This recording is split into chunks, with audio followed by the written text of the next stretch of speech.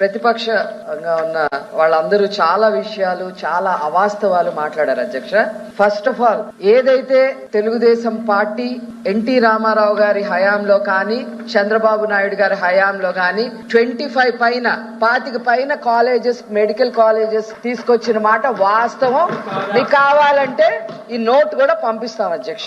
తర్వాత మీకు ప్రైవేటైజేషన్ మీద ఎందుకంత మోజు అని మాట్లాడుతా ఉన్నారు. అసలు ఎవరు చేస్తున్నారు ప్రైవేటైజేషన్ అనేది ఇది ప్రైవేటైజేషన్ కాదు, ఇది public private partnership PPP model అని చెప్తా ఉన్నాం అధ్యక్ష.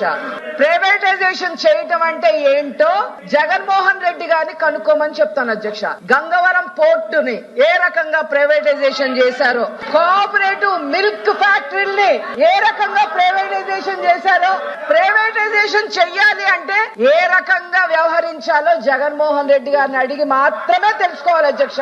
తర్వాత అధ్యక్ష, మూడో విషయం నేను ఒకటే చెప్తున్నా అధ్యక్ష. అసలు PPP మోడల్ అనేది ఒక డీటెయిల్ స్టడీ LOP గారి దగ్గర నుంచి ఎవరైనా చేస్తే బాగుంటుంది అధ్యక్ష. ఈ PPP మోడల్ అనేది ఒక పార్టీకి సంబంధించిందో, ఒక వ్యక్తికి సంబంధించిందో కాదు అధ్యక్ష. కొన్ని దశాబ్దాలుగా భారతదేశంలో అభివృద్ధి కోసం, ఇన్ఫ్రాస్ట్రక్చర్ కోసం, సర్వీసెస్ కోసం ఈ PPP మోడల్ ని అందరూ కూడా ఆహ్వానిస్తున్నారు అధ్యక్ష.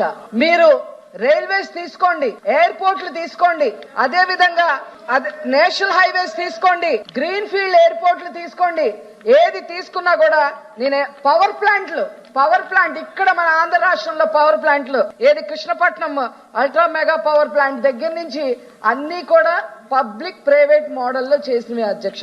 దీనివల్ల ఏంటి అంటే, ఈ మోడల్ తీసుకోవటం వల్ల రిస్క్ షేరింగ్ ఒకటి, ఇంక్రీజ్డ్ ఎఫిషియన్సీ ఒకటి, సర్వీస్ డెలివరీ బాగుంటదనే ఉద్దేశంతో ఈ రోజు ఈ మోడల్ ని నారా చంద్రబాబు నాయుడు గారు తీసుకోవాలి అని చెప్పి ఒక నిర్ణయం తీసుకున్నారు అధ్యక్ష.